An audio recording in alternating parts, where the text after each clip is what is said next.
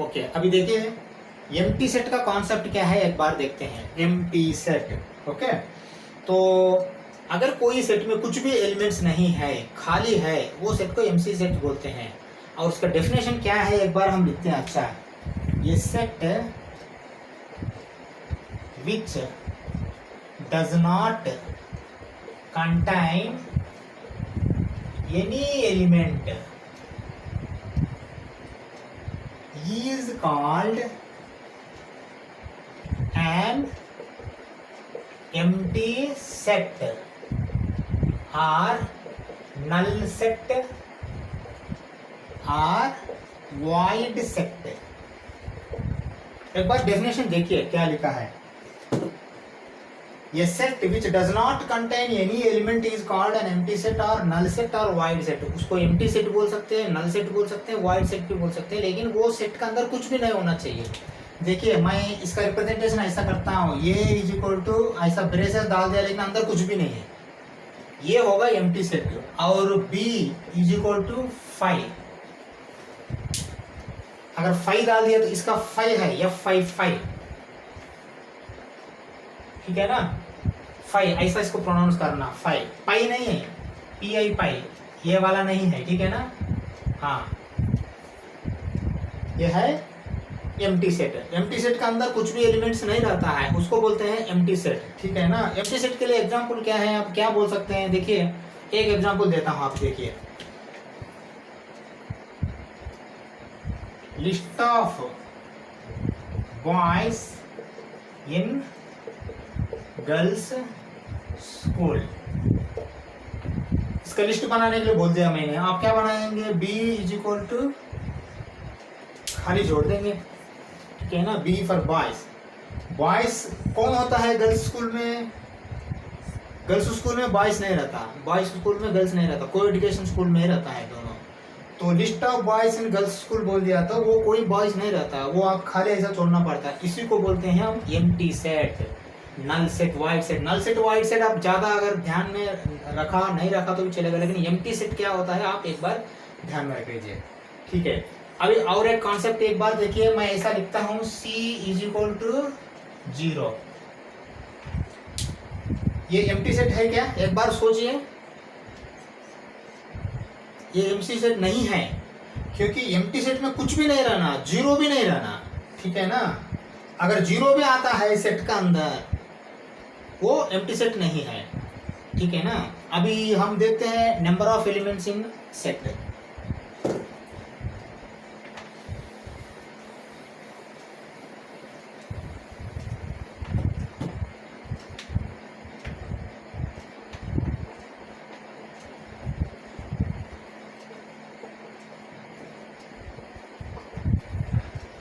देखिए अभी हम देखते हैं नंबर ऑफ एलिमेंट्स इन ये सेट कैसा हम रिप्रेजेंटेशन करना है। अभी मेरे पास एक सेट है, जैसे g इज इक्वल टू से 1 3 7 8। यहाँ कोई लॉजिक नहीं है, ये मैं सेट क्या है ये इसके बताने के लिए नहीं बोल रहा हूँ, लेकिन नंबर ऑफ एलिमेंट्स इन ये सेट बताने के लिए बोल रहा हूँ।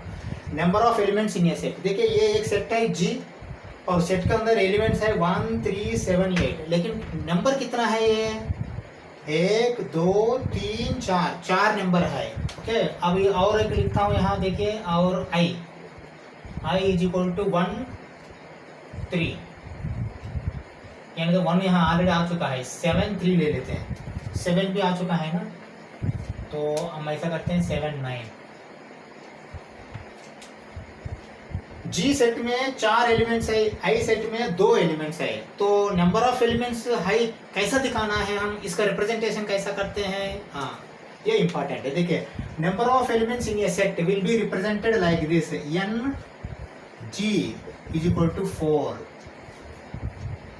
यहाँ G जो कैपिटल लेटर वाला सेट है, n अगर बाहर आता है तो वो क्या है, वो नंबर ऑफ एलिमेंट्स के रिप्रेजेंटेशन है, और पैरेंथेसिस का अंदर आप वो सेट डालना है, n bracket open g bracket close is equal to 4। मतलब ये g एक सेट है, वो सेट का अंदर 4 एलिमेंट है, ये ऐसा आप ध्यान में रखना।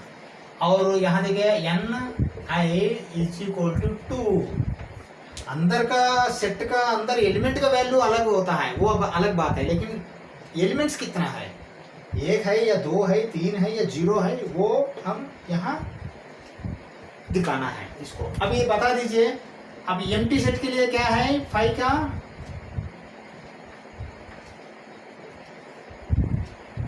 करेक्ट है ना, 5 एम्प्टी सेट है। एम्प्टी सेट का नंबर्स कितना होता है, 0 है, एलिमेंट्स कुछ भी नहीं रहता एम्प्टी सेट में, तो आप ऐसा इसको दिखाना है। फिर number of elements in a set का मतलब बोलने का मेरा यही है, एम्प्टी सेट के बाद हम फिर फाइनाइट सेट, इनफाइनाइट सेट में जाएंगे। फाइनाइट सेट, इनफाइनाइट सेट का टाइम में फिर आपको नंबर ऑफ एलिमेंट्स का जरूरी है जानना, ठीक है ना।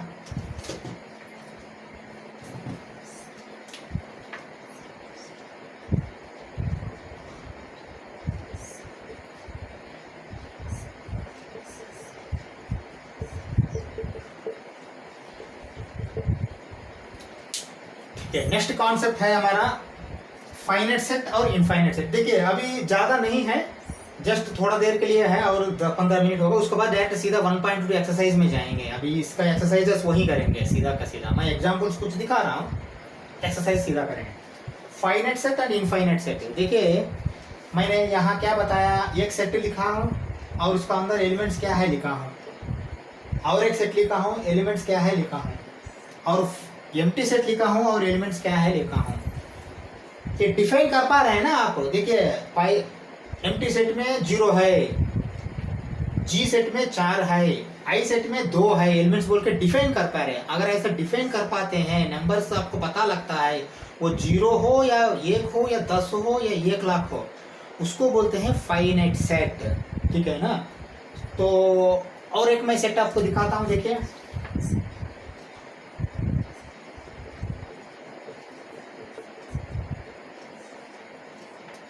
ये क्या है, ये नेचुरल नंबर्स का सेट है और अनलिमिटेड है, 1 2 3 से इंफिनिटी तक है। तो ये आप बता दीजिए ये क्या नंबर्स है, आपको मालूम है क्या, नहीं है, एंड क्या है मालूम नहीं, इंफिनिटी का एंड किसी को मालूम नहीं। तो आप ये बताइए, ये देख के ये सब तो आपको फाइनाइट सेट में आ गया। देखिए एम्प्टी सेट भी फाइनाइट सेट में आता है, क्योंकि एम्प्टी सेट के अंदर कुछ भी एलिमेंट्स नहीं है, ये आपको मालूम है। आपको मालूम है तो फाइनाइट सेट है, आपको मालूम नहीं है कितना नंबर्स है कितना एलिमेंट्स है तो इनफाइनाइट सेट है। तो आपको एम्प्टी सेट का नंबर मालूम है 0 है बोल के, फाइनाइट सेट का भी नंबर मालूम है 0 बोल के, ये सब फाइनाइट सेट हो जाएगा। इसका बताइए क्या सेट होगा, ये फाइनाइट होगा इनफाइनाइट होगा, इनफाइनाइट होगा, ठीक है ना, क्योंकि इसमें कितना नंबर आता है किसी को मालूम नहीं, इनफाइनाइट है, तो इसलिए इसको इनफाइनाइट सेट बोलते हैं। If you are not able to know the numbers of elements in any set, that set is going to be called as infinite set, ये ऐसा बोलना पड़ेगा, ठीक है। अभी देखिए यहाँ अभी मैं ऐसा लिखता हूँ, n इज इक्वल टू क्या है ये इंफिनिटी, लेकिन इंफिनिटी मत लिखना, अभी वहाँ बुक में ऐसा लिखा है इनफाइनाइट, ठीक है ना। इनफाइनाइट सेट का नंबर्स जो है इनफाइनाइट होता है। तो अभी आपको ये समझ में आया होगा फाइनाइट सेट क्या है, इनफाइनाइट सेट क्या है, एम्प्टी सेट क्या है, ठीक है ना। और रिप्रेजेंटेशन भी कैसा करना ये भी हम बता दिया। और कोई देखिए ये भी आपका इनफाइनाइट सेट ही है, क्योंकि जेड जो है ना इंटीजर्स है, ये नेगेटिव इंटीजर 0 पॉजिटिव इंटीजर, इसका भी कोई अंक नहीं है, अगर ऐसा लिख दिया तो ये इनफाइनाइट सेट है। और दूसरा देखिए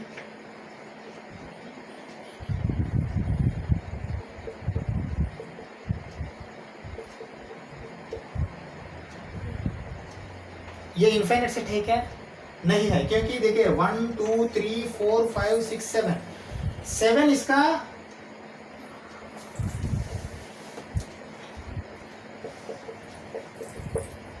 आप बोल पाते हैं इसके अंदर कितना एलिमेंट्स है, 1 2 3 4 5 6 7 एलिमेंट्स है बोल के जब बोल पाते हैं तो वो इनफाइनाइट सेट नहीं होगा, वो फाइनाइट सेट होगा, ठीक है ना। अब अगर नहीं बोल पाते हैं कितना एलिमेंट्स है वो इनफाइनाइट सेट होगा, ठीक है ना। इससे आपको फाइनाइट सेट क्या है, इनफाइनाइट सेट क्या है, एम्प्टी सेट क्या है, कॉन्सेप्ट समझ में आया है। इसका एग्जांपल्स देते हैं, उससे पहले और एक है इक्वल सेट है क्या, इक्वल सेट अनइक्वल सेट, वो एक देख के फिर हम एक्सरसाइज में जाएंगे।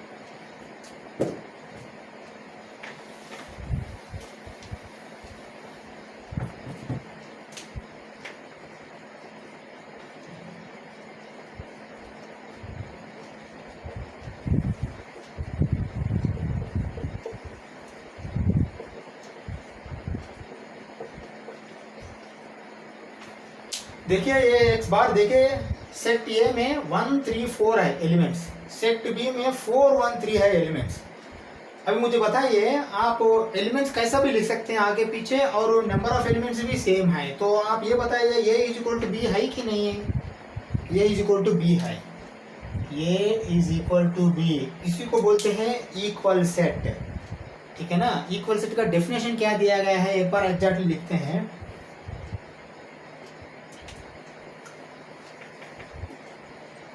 इफ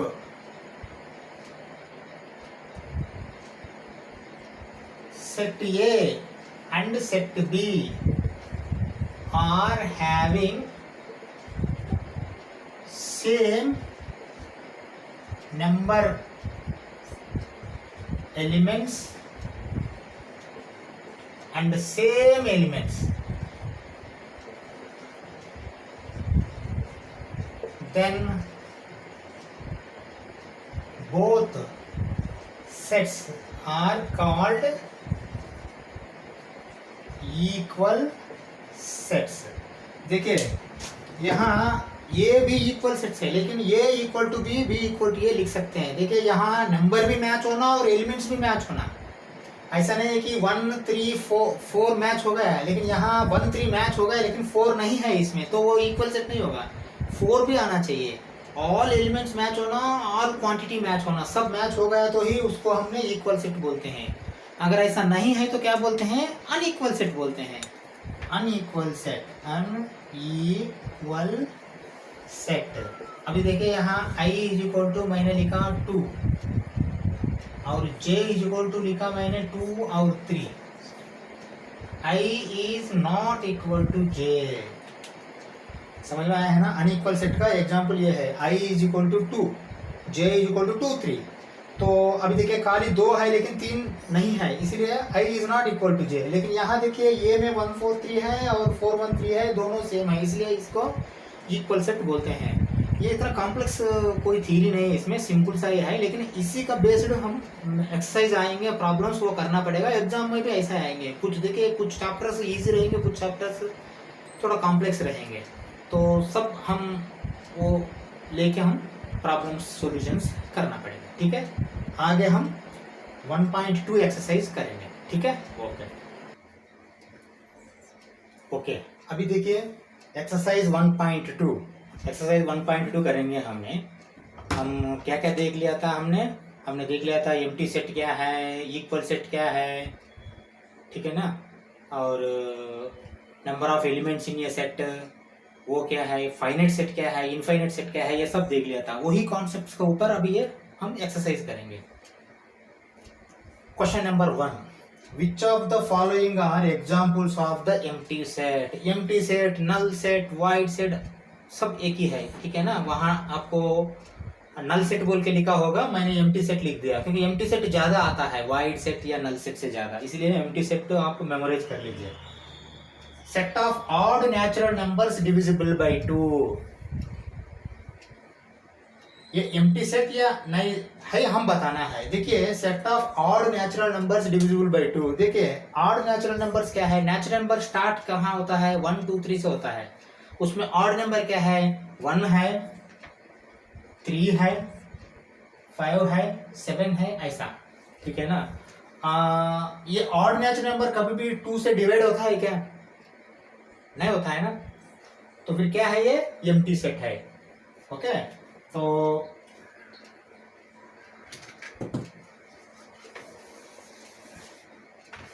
आप ऐसा भी लिख सकते हैं, there are no odd numbers divisible by 2। Okay, therefore, मैंने ऐसा ये आ रहा लेकिन आप देयरफॉर लिखिए, therefore this is an empty set, an empty set.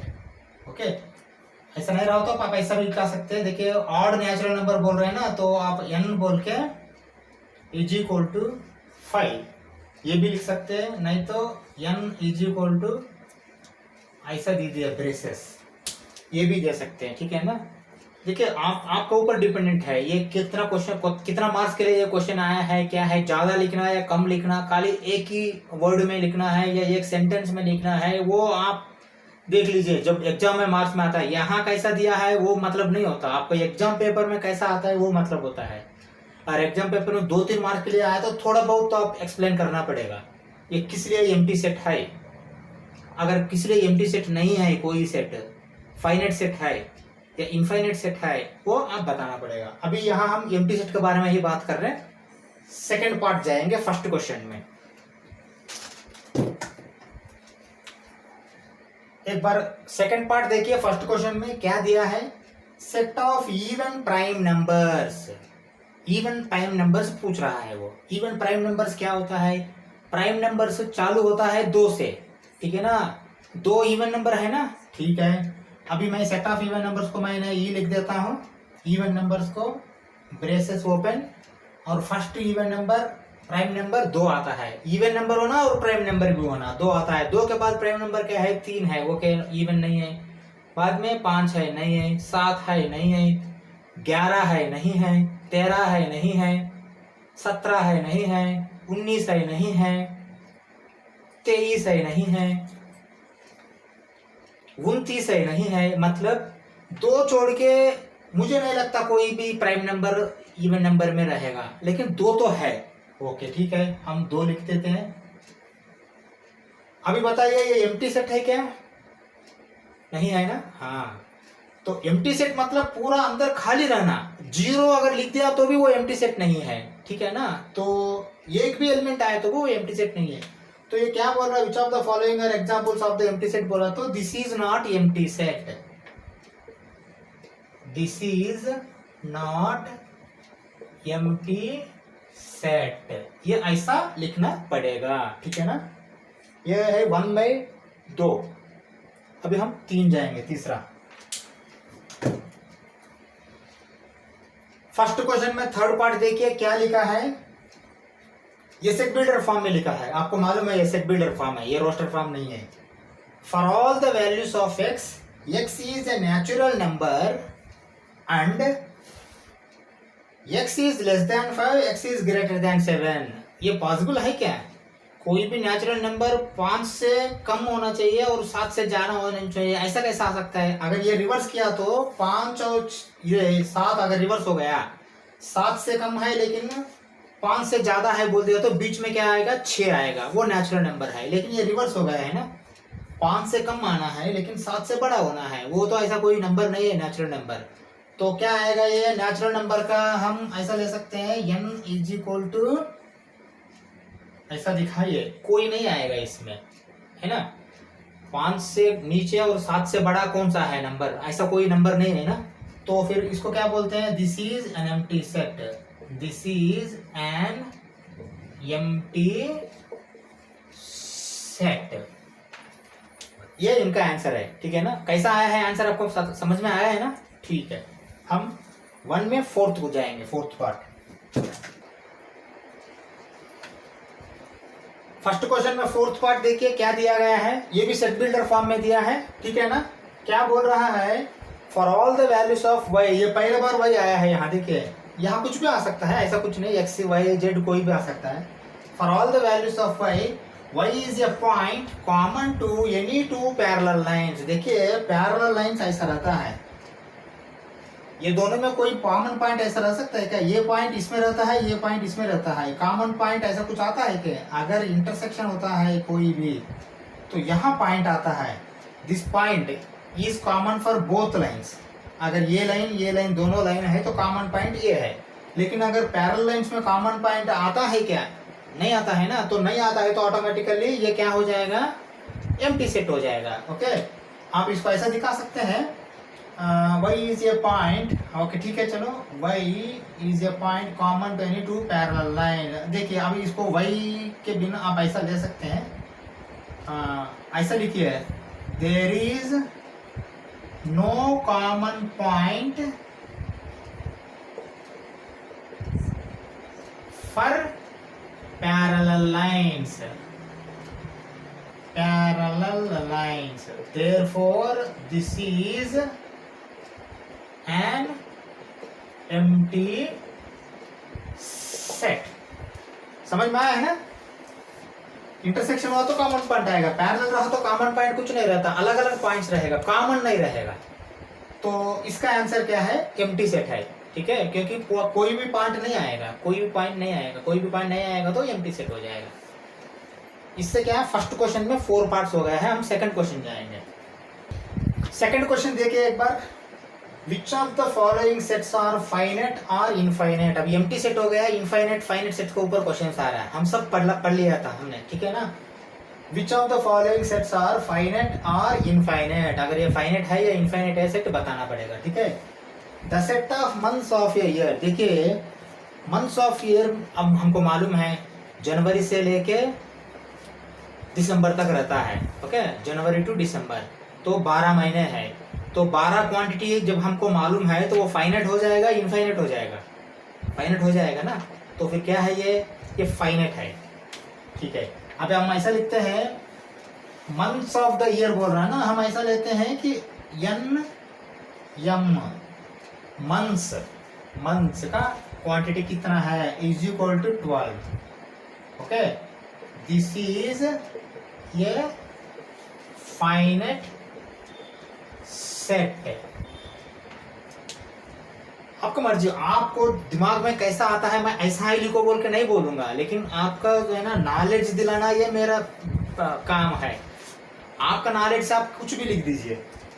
वो क्या है, खाली सेट्स फाइनाइट और इनफाइनाइट बोल के बोल रहा है, this is an infinite set बोल के लिख के छोड़ दे सकते हैं आप भी। ये N M is equal to लिखने का भी जरूरत नहीं, ये ऑटोमेटिकली एग्जामिनर को पता लग जाएगा 12 महीना है बोल के ये स्टूडेंट को मालूम है बोल के, ठीक है ना। अगर कोई भी कुछ क्वांटिटी मालूम है तो वो फाइनाइट सेट हो जाएगा, कोई भी क्वांटिटी मालूम नहीं है तो वो इनफाइनाइट सेट हो जाएगा। हम फिर सेकंड पार्ट में जाएंगे, सेकंड क्वेश्चन में।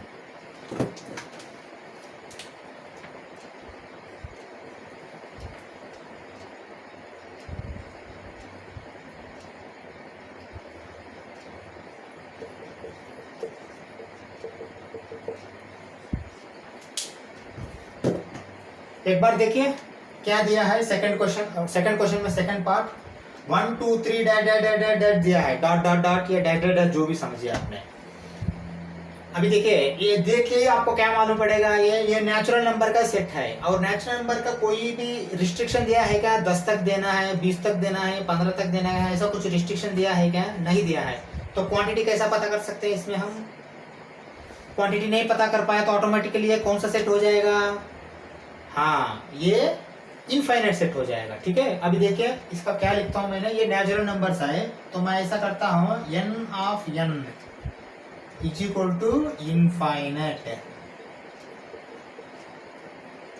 आप फिर कामा लिख के infinite set, this is a infinite set बोल के भी लिख सकते हैं, इनफाइनाइट सेट कुछ भी लिख सकते हैं। यहाँ क्या बोल रहा है, फाइनाइट और इनफाइनाइट बोल रहा है, ये तो ये फाइनाइट है, ये इनफाइनाइट है, ठीक है ना। आप जो भी आपका हिसाब से लिखिए, ठीक है ना। ये छोटा क्वेश्चन है, आप कुछ भी लिख सकते हैं आंसर। हम थर्ड पार्ट जाएंगे।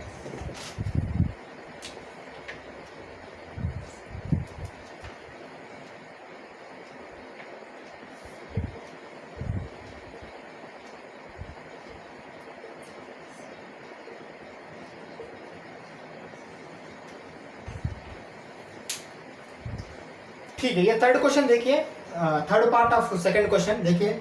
इसमें कंपेयर कीजिए, इसमें तो एंड नहीं है लेकिन इसमें एंड है 100 तक, तो ये क्या हो गया, अभी ये फाइनाइट हो गया है। तो फाइनाइट सेट रहा ना, ये इनफाइनाइट सेट तो नहीं है ना, समझ में आया है ना। हाँ, ये फाइनाइट सेट है। इसके लिए क्या लिखना है आंसर हम देखिए, ये फिर दोबारा एन लिख सकते हैं, ऐसा कोई नहीं, यहाँ कोई एन ऐसा कुछ नहीं दिया तो आपका मर्जी है। Number of elements in this set is equal to 100। देखिए 1 2 3 मतलब ये नेचुरल नंबर्स है, पूरा 100 रहेगा। 1 to 100 मतलब 100 रहेगा, 1 to 10 मतलब 10 रहेगा, 1 to 20 मतलब 20 रहेगा, ठीक है ना। तो ये क्या लिखेंगे, ये फाइनाइट सेट है ना, ये फाइनाइट सेट है। ये दोनों कंपेयर किया तो आपको समझ में आया होगा इनफाइनाइट सेट क्या है, फाइनाइट सेट क्या है। अभी हम फोर्थ पार्ट में जाएंगे, सेकंड क्वेश्चन में। ओके, फोर्थ पार्ट देखिए सेकंड क्वेश्चन में क्या बोल रहा है, the set of positive integers greater than 100 बोल रहा। देखिए इंटीजर्स तो अनंत है, इन्फिनिटी, मैंने बताया था माइनस इन्फिनिटी से लेते हुए जीरो आएगा, जीरो से लेते हुए फिर प्लस इन्फिनिटी तक जाएगा। तो इंटीजर्स अनंत है, पॉजिटिव इंटीजर्स भी अनंत है। अगर 1 से लिया तो भी पॉजिटिव इंटीजर मतलब 1 से लेना है ना, क्योंकि ये जीरो और माइनस नहीं लेना है, तो पॉजिटिव इंटीजर 1 से चालू हो जाएगा। क्योंकि जीरो एक ही ऐसा पोजीशन में है, वो ना नेगेटिव में आता है या ना पॉजिटिव में आता है, ठीक है ना। तो पॉजिटिव इंटीजर 1 से चालू होता है तो फिर वो भी अनंत तक है, इसका भी आप कोई नहीं ले सकते। लेकिन क्या बोल रहा है ये, 100 से ज़्यादा, मतलब अभी देखिए मैं ऐसा लिखता हूँ, पॉजिटिव इंटीजर बोल रहा है ना, तो मैं इंटीजर का जेड सिंबल ले लूँ, ठीक है, और पॉजिटिव बोलने के लिए मैं थोड़ा सा ऊपर ऐसा लगा देता हूँ, ठीक है ना। और क्या है ये n है, लेकिन आप ये छोड़ दीजिए क्योंकि हम सेट का रिप्रेजेंटेशन खाली एक ही नंबर से लिख रहे हैं, कैपिटल लेटर से ऐसा रखते हैं। हाँ ये देखिए अभी क्या है, 100 से ऊपर क्या क्या होगा, पहले मैं नीचे दिखता हूँ, देखिए पॉजिटिव इंटीजर्स होना चाहिए बस, और ये पॉजिटिव इंटीजर्स है, इवन कुछ नहीं बोला, तो ग्रेटर देन 100, देखिए 101 आएगा, 102 आएगा, इन्फिनिटी तक जाएगा। ये क्वांटिटी आपको मालूम नहीं, बल्कि स्टार्टिंग हुआ 0 के बिना, 1 के बिना, 101 से, 101 से, 101 से, लेकिन एंडिंग आपको मालूम नहीं है, ये इनफाइनाइट सेट ही है, ठीक है ना। तो इसको आप क्या लिख सकते हैं, nz is equal to infinite. तो फिर आप लिखे this is an infinite set, ठीक है ना, this is an infinite set बोल के आप लिख सकते हैं। ग्रेटर देन 100 मतलब इनफाइनाइट ही है और कुछ नहीं। सेकंड क्वेश्चन में फिफ्थ पार्ट देखते हैं।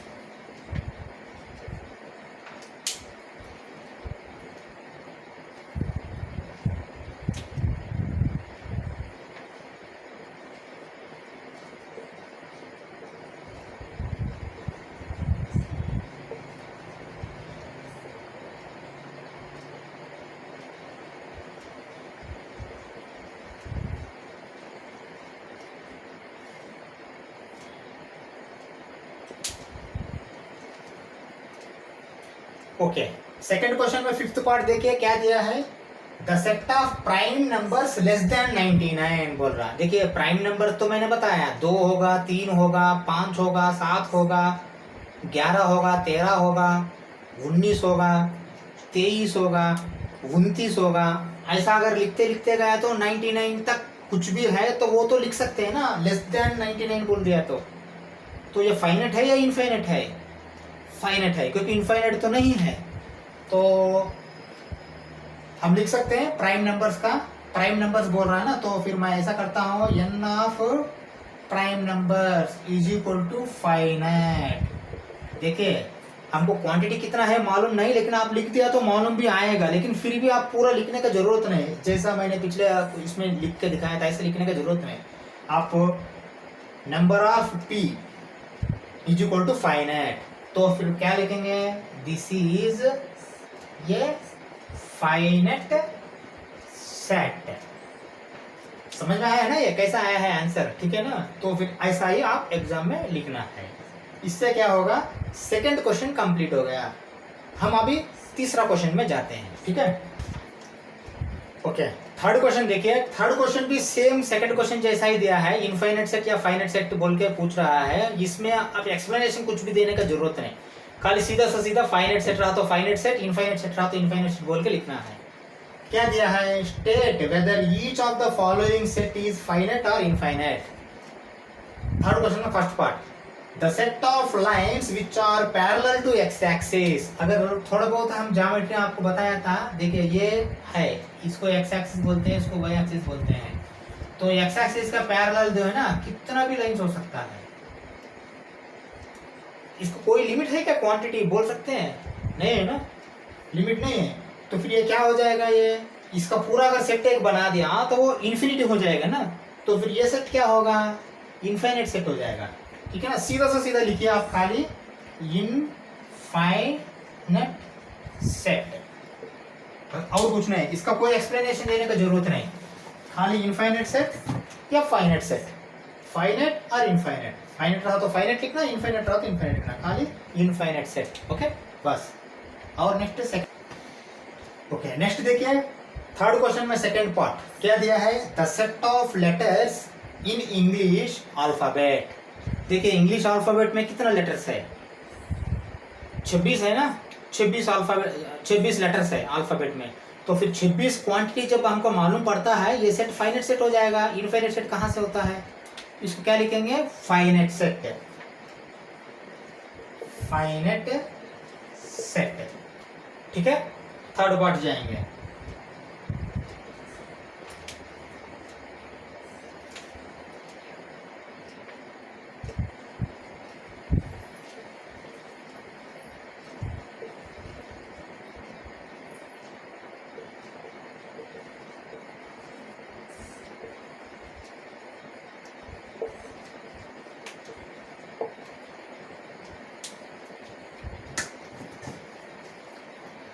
ओके थर्ड क्वेश्चन में थर्ड पार्ट देखिए क्या लिख रहा है, the set of numbers which are multiple of 5। तो मल्टीपल ऑफ 5 का कोई लिमिट है क्या, 5, 10, 15, 20, 25, 30, 35, 40, कितना भी, 1 लाख, 2 लाख, करोड़, कुछ भी जा सकता है ना मल्टीपल्स ऑफ 5। तो फिर इसका कोई लिमिट है, लिमिट नहीं है तो फाइनाइट है, फाइनाइट नहीं है तो फाइनाइट नहीं रहा तो क्या हो जाएगा, इनफाइनाइट हो जाएगा। ठीक है, इसको खाली आप क्या लिखना, इनफाइनाइट सेट, इनफाइनाइट सेट। ठीक है, ये हो गया थर्ड में थर्ड पार्ट। हम थर्ड में फोर्थ पार्ट जाएंगे। ओके एक बार देखिए क्या दिया है थर्ड क्वेश्चन में fourth part, the set of animals living on earth. ये फाइनाइट है इनफाइनाइट है, आप थोड़ा सोचिए। फाइनाइट है ना, क्योंकि देखिए ये living animals living on earth तो कोई एक लिमिटेड नंबर रहता है ना। देखिए अभी number of humans living on population of the world, earth, earth population मतलब वर्ल्ड पॉपुलेशन है ना। पॉपुलेशन ऑफ अर्थ क्या है, वर्ल्ड क्या है, 798 करोड़ कितना है, 800 करोड़ होगा, 800 करोड़ से थोड़ा कम होगा, 8 बिलियन। तो ऑटोमेटिकली जब आदमी का क्वांटिटी हम गिनती कर सकता है, या क्वांटिटी लिमिटेड है या फाइनाइट है, गिनती नहीं कर पाए तो भी फाइनाइट है ना। तो फिर एनिमल्स का भी ऐसा ही क्वांटिटी होगा ना, तो क्वांटिटी होगा इसका भी। इनफाइनाइट तो नहीं है, गैलेक्सी में स्टार्स इनफाइनाइट है, लेकिन ये नहीं है इनफाइनाइट, ये खाली अर्थ का अंदर ही रहता है तो हम गिनती कर सकता है, तो ये फाइनाइट है। ठीक है, फाइनाइट, फाइनाइट सेट। ठीक है ना, अभी हम जाते हैं फिफ्थ पार्ट में।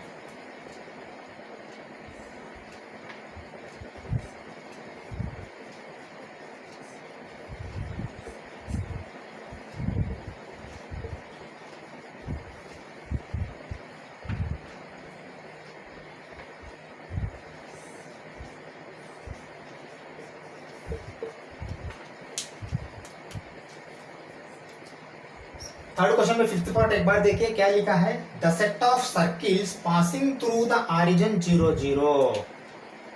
देखिए आपको लॉजिक में बताता हूँ, इसमें ये ऑरिजिन है, इसका अंदर जो पासिंग थ्रू, ऐसा भी एक सर्किल हो सकता है, ऐसा भी एक सर्किल हो सकता है, ऐसा भी एक सर्किल हो सकता है, ऐसा भी एक सर्किल हो सकता है, ऐसा भी एक सर्किल हो सकता है, ऐसा भी एक सर्किल, ऐसा भी एक सर्किल हो सकता है। इसका कोई लिमिट है क्या, लिमिट नहीं है ना, फिर ये क्या हो जाएगा, इनफाइनाइट सेट हो जाएगा। ठीक है ना, ये खाली सीधा सा सीधा आप लिखिए इनफाइनाइट सेट, क्योंकि आप एक्सप्लेनेशन देने की जरूरत नहीं, वो खाली लिखा है state whether each of the following set is finite और इनफाइनाइट, जस्टिफाई ऐसा कुछ नहीं ना बोलने के लिए कहा है। ठीक है, सीधा सा सीधा खाली इनफाइनाइट सेट बोल के लिख के छोड़ देना है। ये हो गया अभी थर्ड क्वेश्चन का। हम फोर्थ क्वेश्चन में जाएंगे। फोर्थ क्वेश्चन में फर्स्ट पार्ट देखिए, पहले फोर्थ क्वेश्चन क्या दिया है देखिए, in the following state whether A is equal to B or not, मतलब इक्वल सेट या अनइक्वल सेट बोल के पूछ रहा है। क्या इक्वल सेट अनइक्वल सेट का कॉन्सेप्ट हमने पढ़ लिया था, अभी देखते हैं क्या है। A is equal to A B C D, B is equal to D C B ए। पहले हम इक्वल सेट करने के लिए क्या देखेंगे, पहले क्वांटिटी देखेंगे। यहाँ क्या है, N A is equal to 4 है, N B is equal to 4 है। देखिए 1 2 3 4, 1 2 3 4। पहले क्वांटिटी मैच होना, मतलब नंबर ऑफ एलिमेंट्स मैच होना, उसके बाद आप एलिमेंट एक एक एलिमेंट देखिए। अगर ये क्वांटिटी मैच नहीं हुआ तो फिर देखने का जरूरत नहीं, सीधा सा सीधा अनइक्वल सेट बोल के लिखने का, ठीक है ना। गिनती करना आसान है, एक एक एक एक देखने के बिना। पहले गिनती कीजिए, अगर सेम आता है तो तभी देखिए एक एक एक एक आइटम, पहले ही एक एक आइटम देखने की जरूरत नहीं। समझ में आया ना? हाँ, ये प्रोसेस है। गिनती किया तो करेक्ट आया है, N A is equal to 4, N B is equal to 4। अभी एक एक एलिमेंट देखते हैं। ये इसमें है क्या? है। बी इसमें है क्या? है। सी इसमें है क्या? है। डी इसमें है क्या? है। तो क्या होगा ये इज इक्वल टू बी बोल के लिख सकते हैं, ठीक है ना। अगर ये N A is equal to 4, N B is equal to 4 बोल के लिख दिया तो कॉन्सेप्ट आपको मालूम है बोल के एग्जामिनर को पता लग जाएगा। मैं एनसीईआरटी के लिए बोल रहा हूँ, ये आईआईटी जेईई के लिए जब आगे हम करेंगे उसमें ऐसा कोई एक्स्ट्रा लिखने का जरूरत नहीं, सीधा सा सीधा ये बी सी डी लगाना है, ठीक है ना। वहाँ अलग होता है कॉन्सेप्ट, कैसा टैकल करना क्वेश्चन को, लेकिन यहाँ बोर्ड एग्जाम के लिए अलग होता है क्वेश्चन टैकल करना, दोनों प्रोसेस अलग होता है, ठीक है ना। ओके, हम फिर फोर्थ में सेकंड पार्ट जाएंगे। ओके, फोर्थ क्वेश्चन में सेकंड पार्ट देखिए, इक्वल या अनइक्वल हम बताना पड़ेगा। A is equal to 4, 8, 12, 16, B is equal to 8, 4, 16, 18। पहले हम देखते हैं N A is equal to 4, क्योंकि 1, 2, 3, 4। N B is equal to 4, 1, 2, 3, 4। अभी एक एक देखिए, 4 है क्या इसमें? है, ठीक है। 8 है क्या इसमें? है। 12 है क्या? नहीं है, तो फिर अनइक्वल। और देखने का जरूरत नहीं, बस ये is not equal to B. Unequal sets बोल के बोलना है। देखिए यहाँ इक्वल सेट्स बोल के लिख सकते हैं, यहाँ लिखिए चाहिए तो, कामा इक्वल सेट्स, कामा अनइक्वल सेट्स, क्योंकि ये बोर्ड एग्जाम के लिए है, कंपटीशन एग्जाम के लिए नहीं है। तो ऐसा लिखना अच्छा है, मेरा हिसाब से अच्छा है, आपका मर्जी है, ठीक है। ये फोर्थ में second question. Okay, fourth question में थर्ड पार्ट देखिए क्या दिया है। A is equal to 2, 4, 6, 8, 10।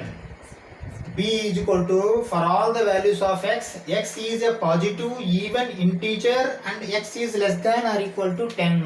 इसका वैल्यू क्या आएगा? एक बार b लिखिए पहले, एग्जाम में आपको ये b का वैल्यू लिखना पड़ेगा रोस्टर फॉर्म में। Positive even integer less than, देखिए पॉजिटिव 2 से चालू होता है, 6 से 4 होता है, 8 होता है, 6 होता है, 10 भी होता है, इक्वल टू भी 10 से ज्यादा नहीं आएगा, बस खत्म।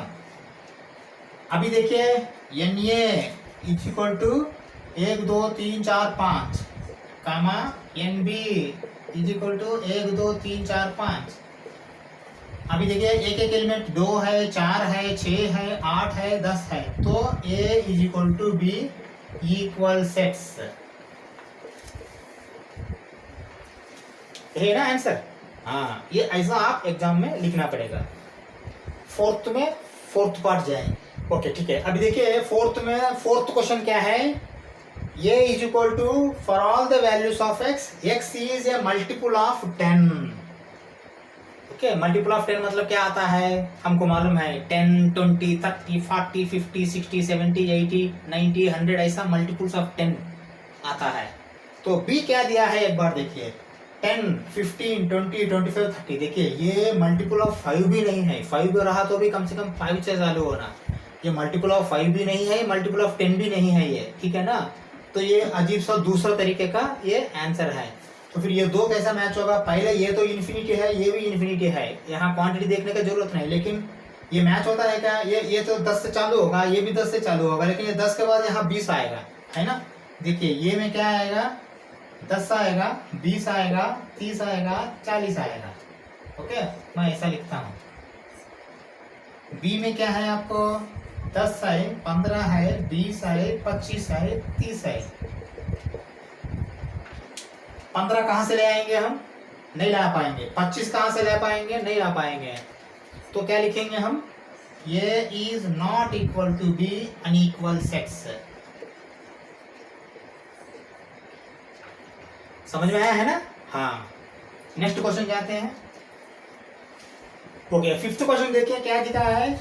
Are the following pair of sets are equal, give reason. अगर इक्वल रहा तो इक्वल सेट लिखना है, और किस लिए इक्वल बोल के लिखना है। अगर इक्वल नहीं रहा, अनइक्वल रहा तो अनइक्वल किस लिए है वो भी हम रीजन देना है, गिव रीजन बोल के बोल रहा।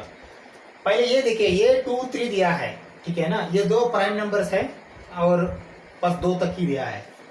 और यहाँ एक क्वाड्रेटिक इक्वेशन दिया है for all the values of X X is a solution of X square plus 5x plus 6 is equal to 0 बोल के बोल रहा है।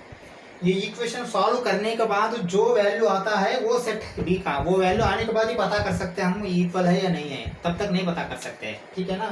पहले इक्वेशन सॉल्व करते हैं।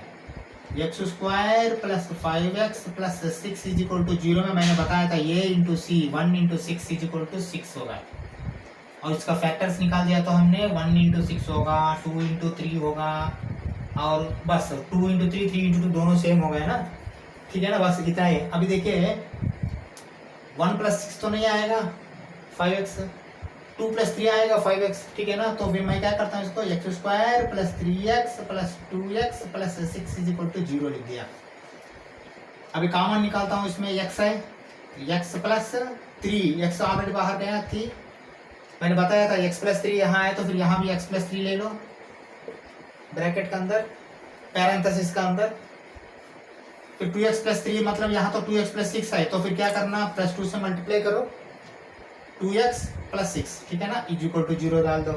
अभी क्या हो गया x plus 3 into X plus 2 is equal to 0, x is equal to -3 comma x is equal to -2। b का सेट क्या आ गया अभी हमको -2 -3। अभी बताइए यहाँ 2 3 है, यहाँ -2 -3 है, कैसा दोनों इक्वल सेट होगा, नहीं होगा, ठीक है ना। तो फिर आप लिखेंगे ये is not equal to B. अब रीजन के लिए बिकॉज ये and B elements are different. इससे ज्यादा लिखने की जरूरत है क्या, आप देखिए ये इज, देखिए पहले are the following pair of sets are equal बोल रहा है, ये is not equal to B मतलब अनइक्वल सेट। अच्छा ये तो यहाँ अनइक्वल सेट्स बोल भी लिख सकते हैं, unequal sets, okay. Reason give reason बोल रहा है, रीजन के लिए यही है because A and B elements are different, A का एलिमेंट डिफरेंट है, बी का एलिमेंट डिफरेंट है, बस इससे ज्यादा और कुछ नहीं करने की जरूरत ही नहीं है, ठीक है। फिफ्थ में सेकंड पार्ट जाएंगे, ओके। फिफ्थ में सेकंड पार्ट देखिए क्या दे रहा है, इसका भी हम रीजन लिखना है, पहले ये इक्वल सेट है या नहीं लिखना है, उसके बाद रीजन देना है। देखिए ये for all values of x, ऐसा तो वैल्यूज नहीं है अंदर, लेकिन वो ऐसा हम प्रोनाउंस ऐसा करना पड़ेगा। For all values of X, X is a letter in the word follow. B क्या है, for all values of Y, Y is a letter in the word wolf बोल रहा। अभी पहले क्या है सेट हम बनाएंगे, बनाने के बाद मालूम पड़ेगा। ये इज इक्वल टू एफ होगा, वो होगा, एल होगा, डब्ल्यू होगा, किसलिए, क्योंकि एल 2 बार आया है, वो 2 बार आया है, लेने का जरूरत नहीं, ठीक है ना। ये हो गया ए का कहानी। बी का कहानी देखिए एक बार, B is equal to W होगा, वो होगा, एल होगा, एफ होगा, ये सब अलग अलग है तो 4 के 4 आ जाएंगे। पहले क्वांटिटी सेम आएगा 1 2 3 4, 1 2 3 4 करेक्ट है। तब अभी देखिए फिर क्या क्या है, एफ है क्या है, वो है क्या है, एल है क्या है, डब्ल्यू है क्या है, तो ये क्या हो गया इक्वल सेट्स हो गया, ये is equal to B. Reason क्या लिखेंगे, बिकॉज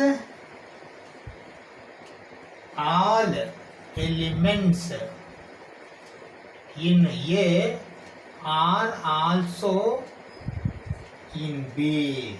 इससे ज्यादा कुछ लिखने जरूरत है क्या, अब सोचिए। A is equal to B, आप ये लिखना पड़ेगा पहले, A is equal to F O L W, B is equal to W O L F, ये पहले लिखना पड़ेगा, ठीक है ना। उसके बाद A is equal to B लिखना पड़ेगा, चाहे तो फिर इक्वल सेट बोल के लिखिए। ये सिंपल डाल दिया तो इक्वल सेट है, फिर भी आप लिख सकते हैं इक्वल सेट्स बोल के लिखिए। यहाँ लिखिए रीजन, रीजन पूछ रहे हैं ना, because all elements in A are also in B, बस खत्म। इससे आपका 5th क्वेश्चन खत्म हो गया। नेक्स्ट हम 6th क्वेश्चन जाएंगे। ये 6th क्वेश्चन है, देखिए from the sets below select equal sets. बहुत सेट्स दिया है, A B C D E F G H, 8 set दिया है। 8 सेट देके इसमें से इक्वल सेट्स लिखने के लिए बोल रहा है। हम देखते हैं क्या क्या है। पहले देखिए फर्स्ट में आपको 1 2 3 4 क्वांटिटी है, यहाँ भी 4 है, यहाँ भी 4 है, यहाँ भी 4 है, ठीक है ना। इससे कंपेयर करने की कोई जरूरत नहीं, ये 2 2 वाला है सब। इसमें कंपेयर कीजिए पहले इसमें कंपेयर किया तो 2 4 8 12 इसमें है क्या, नहीं है। इसमें है क्या, नहीं है। इसमें है क्या, नहीं है। तो फिर ये कोई इक्वलेंट कोई भी नहीं है। फिर जाइए बी 1 2 3 4, हाँ यहाँ देखिए 1 2 3 4 है ना, तो फिर B is equal to D. एक हो गया इक्वल सेट, ठीक है ना, B और D हो गया। सी देखिए 4 8 12 14 तो अभी मैच होगा नहीं, क्योंकि अभी 4 का ये 2 हो गया तो फिर ये 2 नहीं होगा, ठीक है। अभी 2 2 वाला मैच चाहिए, -1 1 -1 1 -1 1 या 1 -1, मतलब E is equal to G, ठीक है ना। तो फिर और क्या, ये 0 ये है, ये 0 1 है, तो फिर और अनइक्वल है, मतलब only 2 sets are there equal sets. ये आप एक्सप्लेनेशन कुछ लिख सकते हैं, नहीं तो फिर ऐसा लिख के छोड़ दिया तो भी ठीक है। From the sets below select equal sets, अब सेलेक्ट कर दिया बस। B is equal to D, E is equal to G, are equal sets. Last में ऐसा लिखिए, यहाँ कामा लिख के आर इक्वल सेट्स, तो एग्जामिनर समझ जाएगा। यहाँ कामा लिख दिया मतलब ये 2 अलग है, ये 2 अलग है, ठीक है। इससे क्या आपका 1.2 का एक्सरसाइज खत्म हो गया। आगे फिर नेक्स्ट 1.3 एक्सरसाइज के पहले जो भी कॉन्सेप्ट है फिर वो हम पढ़ेंगे, ठीक है। Okay, thank you.